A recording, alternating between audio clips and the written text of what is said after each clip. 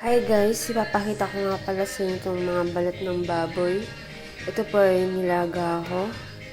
Tinanggalan ko ng taba. Medyo may konti pa. Nahirapan sa pagpagyan niya. Nilaga ko po ito sa bawang, paminta, asin, laurel. Yun lang. Wala pa akong nilagay na mga pampasarap dito. Wala pa akong nilagay na bitchin. Tapos, binilad ko po ito ng halos mag-iisang buwan. Kasi minsan mainit. Minsan naman umuulan. Kaya, ganun po siya katagal. Kapag naman po, gumawa po kayo nito, tapos, biglang nawala po yung araw, i-ref nyo po to dahil aamagin po to kapag naka-display lang at hindi na bibilad sa araw. Okay? Start na. Papakita ko po sa inyo kung paano ko po ito niluluto. Kunti-kunti ko lang po nilalagay kasi bigla po yan lulubo. Yan. Pinagbutuan ko pala ito ng chicken kanina. Pero first time ko pong nilagay ito na ginamit yung mantika na pinagbutuan ng manok. Kadalasan talaga bago ang ginagawa ko dyan. Tapos, haluin ko natin yung apple seed nito na pinainit ko na. Tapos, ninaan ko. Yan siya. Yung mga tasik-tasik. Pag ganito na po siya, hindi pa po yan okay. Hindi pa po yan crispy. Kapag ganyan po ang itsura niya, hindi pa po yan crispy. Kailangan mag-brown-brown. Makunat pa po yan.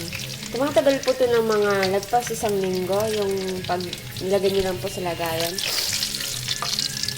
Anisi ko na kayo. Haluin nyo lang po siya para mag-ikot. Yan.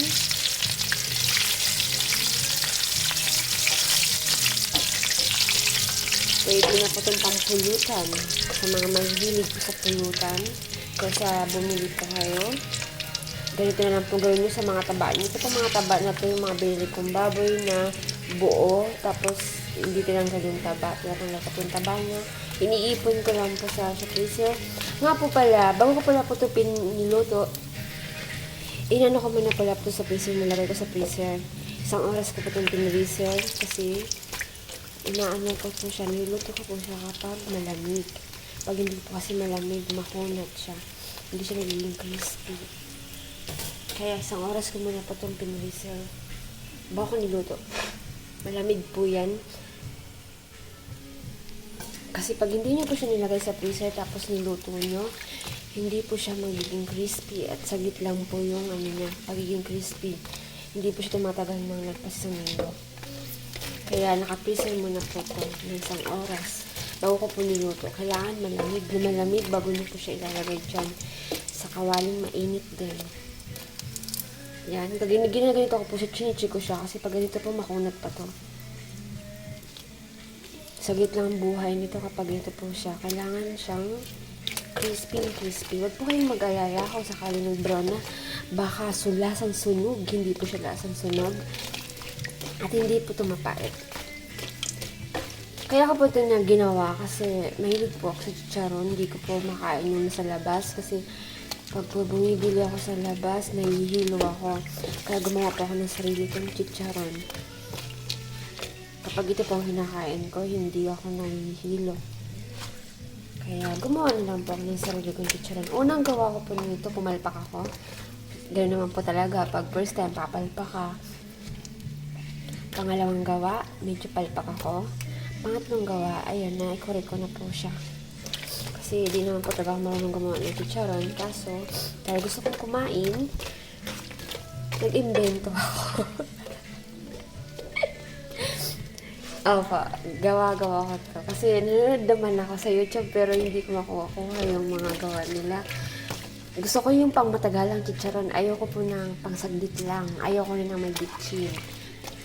Kasi mas masarap po yung kinakain natin sa sariling gawa. At saka, laking tipid po to kapag masipag po kayo. Yung mga taba nyo na naipunin nyo lang po. At dito po ang gagawin nyo. Ayan. Okay na to.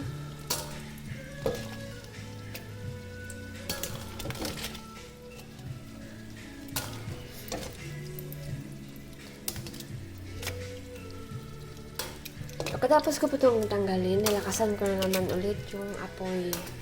Huwag po kayong mag-alala kasi hindi po ito mapait. At hindi kayo mahihilo kasi alam nyo kung ano po ang mga nilagay nyo sa chicharon nyo. Nasa inyo na po yun kung gusto nyo po ng bitchin. Ako kasi hindi ko ito nilagyan. Pero masarap po ito kahit natin bitchin. Medyo dinamihan ko na.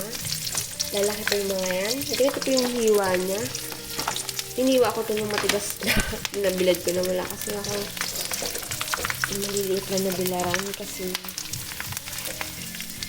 kaya pinalapad-lapad ko po siya. Pag pala po binibilad ko ito, ina-arrange ko siya. Inaayos ko. Yung palapad ko siyang inaano. Ganyan. Kaya ko po siya pinutod-putol ng maliliit. Dahil na ganito nga mangyari sa kanya. Bigla siyang lalaki. Ayan. Pag ito pang itsura niya, tandaan niyo po, makunat na po siya. Tandaan niyo yun po. Kunti lang ang lalagyan niyo. Kasi uli, ganito na. Magiging bubo na. Ayan na. Nga pala guys, kung gusto nyo palang spicy to, yung ganito, gagawa ka ng chicharon spicy. Pag pinakuluan nyo po siya, lagyan nyo na po ng sili. Sabi ko nga guys, pag maglalagay po kayo nito, huwag kunti-kunti lang kasi magiging ganito po siya, lalaki po yan. At saka mahirap po pag hindi po naluto lahat. Huwag po kayo mag-alala, ganyan po itsura niyan, hindi po siya mapait. Kasi tandaan nyo lang po guys ha, kapag ito pa pong itsura ng puti pa, hindi pa po yan malutong. Makunat po yan. Wala pa pong isang araw, makunat na po ang itsura niya. Pag inahon nyo na po ng ganito ang itsura niya. Kailangan medyo ganito na siya. Oh. Pag gold-gold na po ang kulay. At don't worry guys, hindi po yan mapait. Mamaya isasampulan ko po kaya titigman ko po yan. Ito po ay tumatagal ng nagpas ng 1 linggo. Kung gusto nyo rin po lagyan ito ng pampasarap, kayo na po bahala kung gusto nyo ng lagyan ng bitchin o kaya magic. Kayo na po bahala. Nga po pala guys, ang nilagay ko itong bawang na maraming bawang akong nilagay dito. Opo, maraming akong bawang na nilagay dito para sigurado tayo at saka tinanggal ko po ang taba nito. Yan. High blood. Joke lang. Joke lang. Kung ako po sa inyo guys, gamitin niyo pong mantika bago. Ito po ay first time kong gumamit ng mantika na pinagprituhan, pero yung pinagprito ko ng gamit ko pangalaw.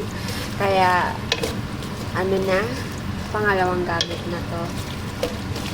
Kanina kasi nagluto ako ng chicken, kaya lubos-lubos ko na tong kalat ko. Ayan.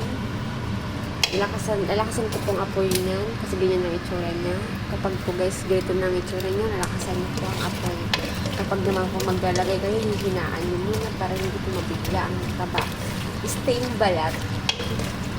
Yung balat ng ng baboy.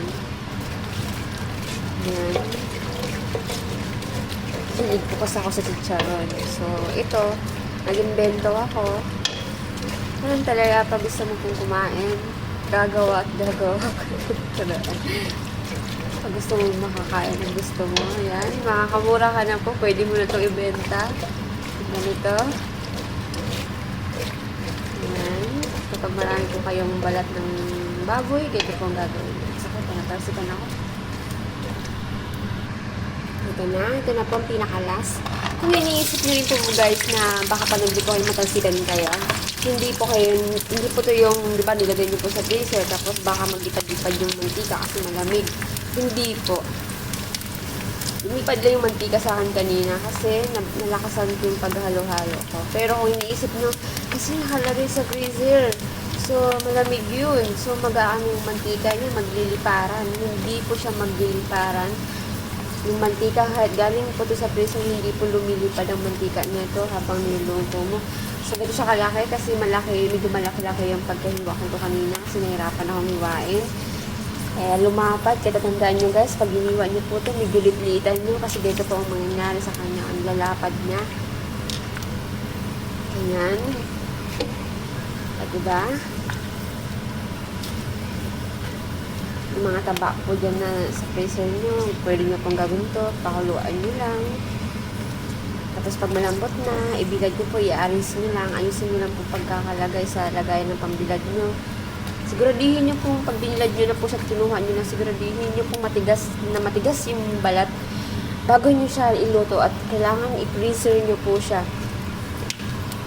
Bago nyo nalutuin, kailangan po, suggestion ko po sa kanyo, i-freezer nyo po kung hindi, makunat po yan. Pag nilutuin nyo makunat, hindi siya luluto. Kasi na-experience ko na po yun.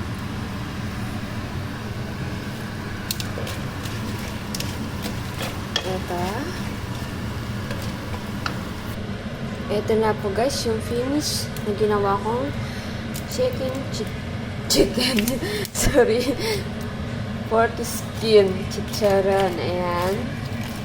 Nga pala po guys, pag nilagay nyo ito sa lagayan, siguradihin nyo pong hindi siya mainit at hindi siya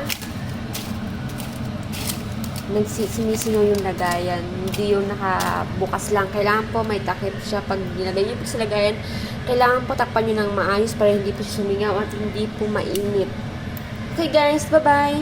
Thank you.